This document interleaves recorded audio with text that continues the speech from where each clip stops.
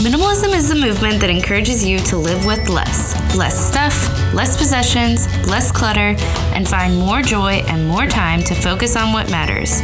So, what is minimalish? It's the grace-filled way of doing the same thing.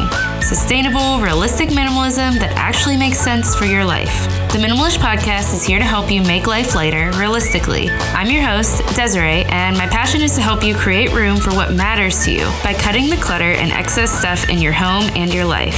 It's not just about decluttering and having a tidy home, but about how having less stuff will give you more time and more space to focus on creating the life you actually want to live. We'll talk about topics of minimalism, motherhood, simple, intentional living, and everything in between here on the show each week. Let's walk towards simple together.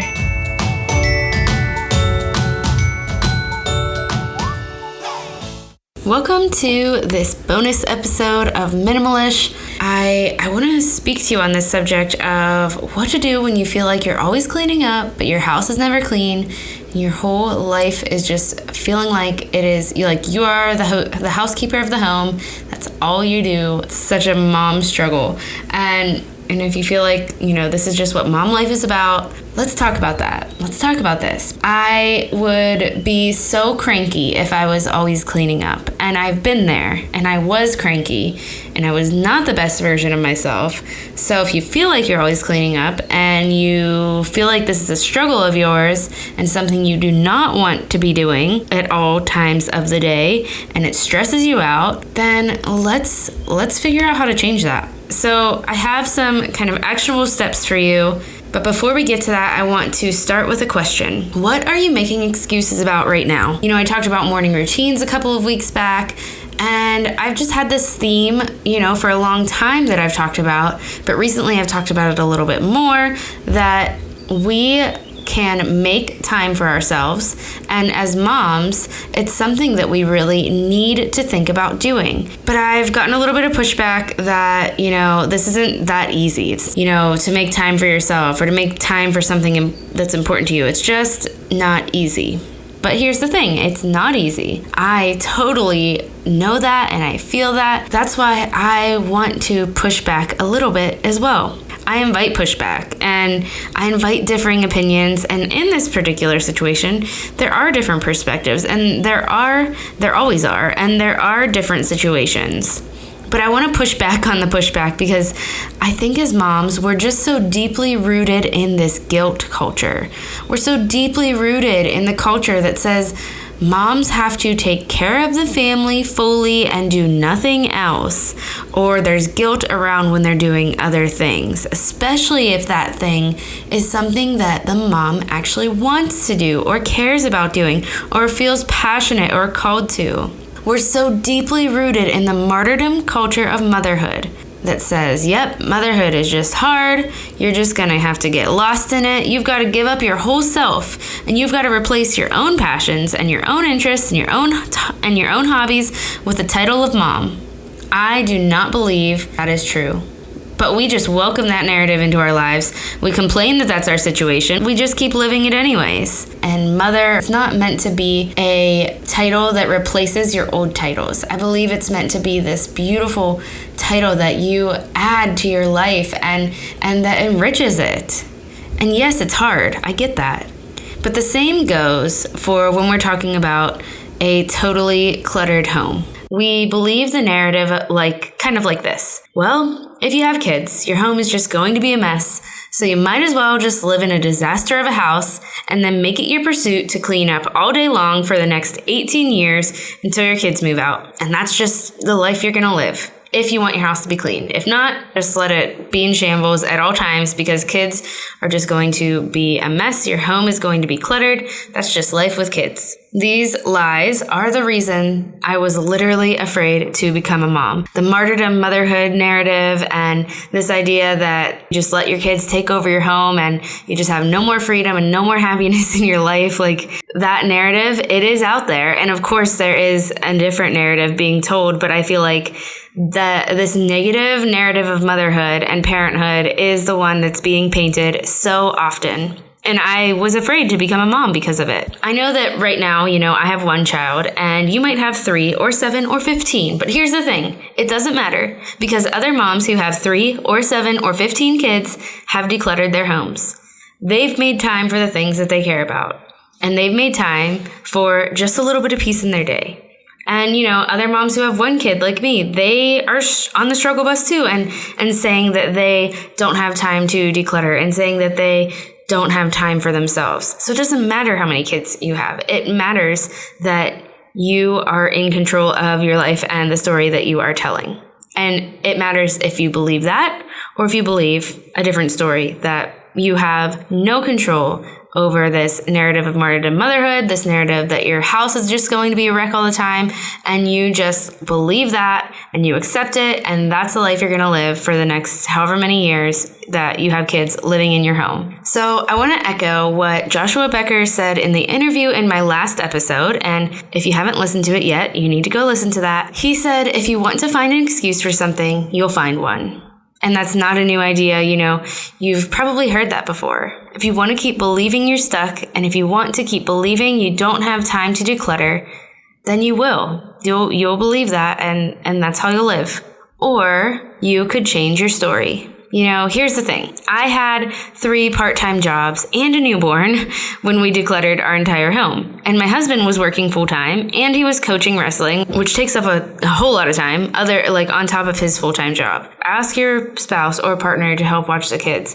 And if a spouse isn't part of your situation, ask a family member if there's one nearby, or ask a teenager down the street, or swap time with a mom friend, or hire help if you have the funds. Or if none of that sounds good to you, now we're talking about decluttering, but I'm saying this for both. I'm saying this for decluttering and if you feel like you just don't have time for the things that you care about. So if none of that sounds good to you, declutter with your kids in the same room. I do it literally all the time. She makes more of a mess, but in the end, it gets done. I have literally decluttered while Gemma has sat on my lap. And when it comes to the things I care about, having time for me, my passions, and my hobbies, even as a mom, I'm just going to give the example of this podcast, but I've done this thing that I've loved to do, this creative passion, in the early mornings and nap times. It's time that I have made for myself. And when the naps go away, I'll figure something else out. I've also done this by asking my husband for a couple of hours on the weekend, and he is amazing and helpful, and I'm so thankful for him. But I always feel super guilty about doing so because, there's this martyrdom, motherhood narrative out there. But, if something in your life makes you feel alive and it's important to you and it's a passion of yours and you want time for it, you have to make it. And you have to stop saying that it's too hard or it's not possible for you. If you want to make it possible for you, you will. And one of those ways that you can make it possible for you is by having less to clean up all the time. So let's dive into this. Let's talk about 3 ways to stop living this cleaning up all the time life. Because here's what's happening, I'm assuming. Maybe your kids do have a nap time, and maybe you could utilize that time to take a nap or do something you want to be doing or just breathe a little bit. But instead you're cleaning up the whole entire time because your house is a giant disaster from what happened, that morning, or from just because it's always a giant disaster because there's no way to keep on top of it. So if we make it so that you're not always cleaning up all the time, you will get that time back, that nap time that you were cleaning up. Or maybe it's in the mornings before your kids wake up. Maybe you're like, I do wake up early in the mornings, but I have to use that time to get everything ready for the day and clean up the dishes from last night because it's a mess and everything's disgusting. And okay, so what if we made it so you're cleaning up less and made it so there's systems and routines involved in getting things together so that you can wake up early and actually have maybe even just a half an hour for yourself. Maybe it's the evening.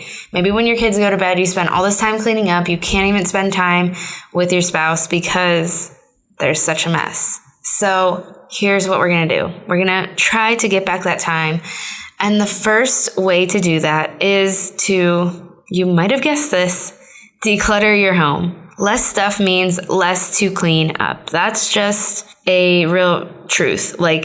If you have less stuff, you're going to have less to clean up. It's obvious. It doesn't mean that your home is going to be perfect, but it simply means there will be less junk to clean up and find homes for at all times of the day. So declutter your home. That is the first step towards cleaning up less, or just like not cleaning up all day.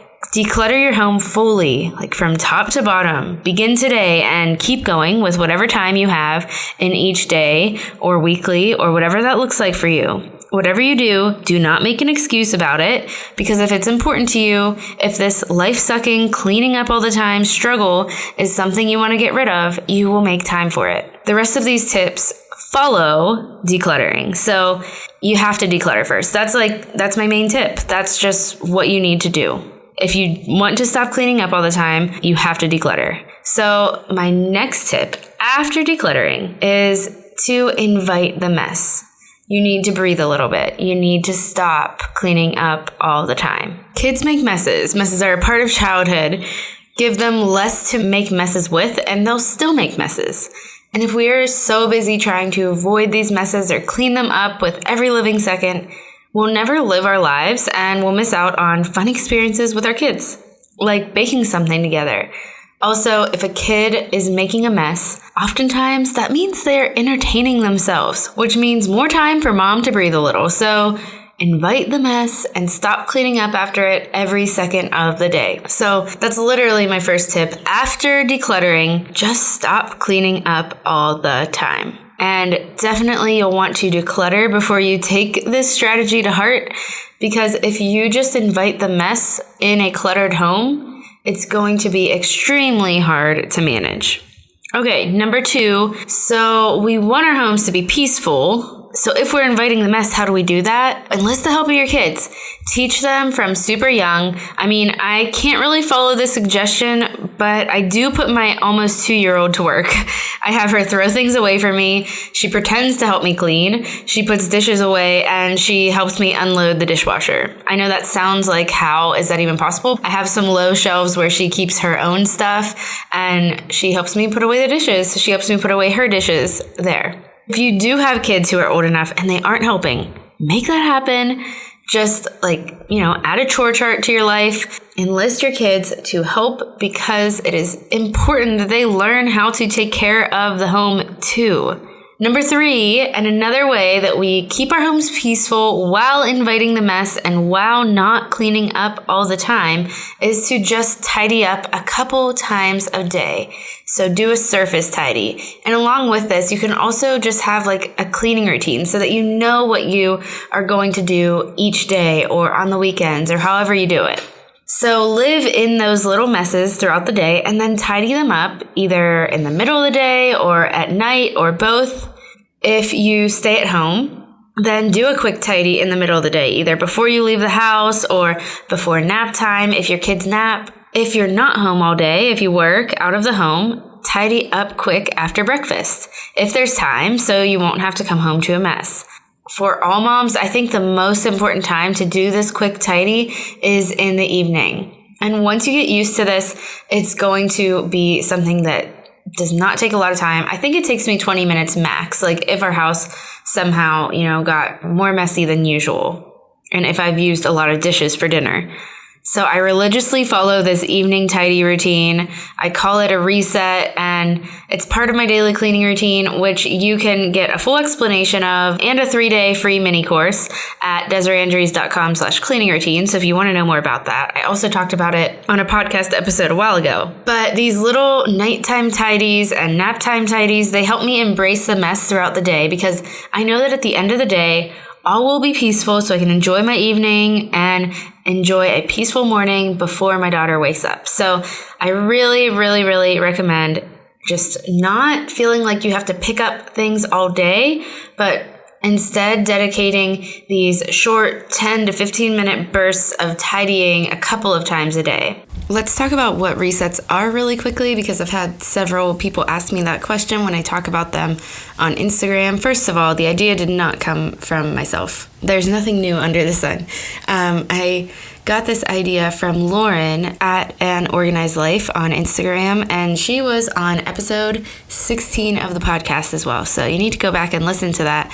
She is awesome. But A reset is basically just like doing a surface tidy, putting things back in their place. When I reset my kitchen, I often will wipe out the sink as well. So it's just kind of literally like the term reset is great for it because it makes sense. You are resetting the room back to like a peaceful state. So I always do my kitchen and living room in the evenings. The like bedrooms and everything, those get done during the day and in the mornings, because obviously in the evenings we're going to be like going into bed, so we can't make our beds and clean everything up in the evenings. But the kitchen tidy looks a lot like doing all the dishes from dinner, wiping down the countertops, making sure there's nothing like scattered around the countertops that doesn't belong there, and wiping out the sink, cleaning off the stove. Most nights I do that. So, and it's just like quick. It's not like a deep clean. It's very quick. So that's what that looks like. And in the living room, it looks like putting the toys back where they came from and picking up anything else and putting it in its rightful place. So that's just what resets are in a nutshell. So honestly, we need to change our mindset around mess. If you feel like you're cleaning up all the time and you feel like your home needs to be perfect, then change your mindset on that. Realize that, that's not really a happy way to live unless it is for you. Like some people do love cleaning, and I want to recognize that. But if you do love cleaning, then your struggle is probably not that you're cleaning up all the day. That's probably just like not your struggle, because you probably keep your house clean. You have great routines for it because you love it. So this is for the mom who does not love it. So I hope this helps you, because constantly cleaning up is just really not living. I know I personally was super cranky when I believed I needed to keep my house perfect every second of the day, or when I just believed that I wasn't doing enough to keep my house clean every second of the day, because honestly, I never really went after that pursuit of a perfectly clean home. I just more so felt sorry for myself, or I felt bad about myself because I wasn't keeping my house clean every second of the day. So I threw that mindset out the window so quickly. I can't even tell you how quickly. I want you to do the same. Just throw that mindset out the window. You do not need to have a perfectly tidy home at all times. There are ways that we can manage it. If we declutter, then it's going to be so much easier to manage, but we will still have messes. Stop comparing your homes to what you see on Instagram. I fully believe that there are literally messes outside of the photo frame that you are seeing on Instagram. Or, that whoever that mom is, she just picked up a mess before that picture. So don't compare yourself. Messes are a part of life. Stop cleaning up all day. Start living. If you want someone to come alongside of you and cheer you on while you declutter your home and apply minimalism to your days and your mindset, I am here for you. I want to help you rewrite the story you're telling yourself. That story that says life is too overwhelming, that all you do all day is clean up messes, that there's no time for you, and that you've lost yourself in motherhood. Minimalism has really helped me rewrite my beliefs on all of these things. And the life I live now compared to before minimalism, the joy I'm experiencing, it's honestly more and better than I could have ever expected. And that's why I want to help you, and that's why I made my Make Room Master course. Also had a lot of listeners ask me for more of a step-by-step process, so I created this. And I believe it will be transformational if you put the time into it. And when you enroll in the course, you'll have lifetime access to it. But I'll also guide you through it for 4 weeks with an online accountability community, 4 coaching calls / Q&A sessions, whatever you want to call them, and 1 for each week that we go through it together. And if this episode resonated with you, if you're ready to stop making excuses and embrace real lasting change through realistic minimalism and even go deeper than decluttering, head to DesireeAndrews.com/mastercourse and you'll be able to find out more about it. There are only a few days left to enroll in this first round, which is 40% off. So if you're thinking about it, don't wait. Check it out through the link in the show notes and sign up for this first round. I'm so excited to do this with you. And we start on June 24th, so that's this coming Monday. And that link is also in the show notes. All right, friend, that's all I have for you in today's episode. If you're loving the show, make sure you subscribe so you don't miss a bonus episode like this one. And if this episode spoke to you in any way and you think it would speak to a friend, tell your friend about it, share it on Instagram. I am so appreciative of you for sharing.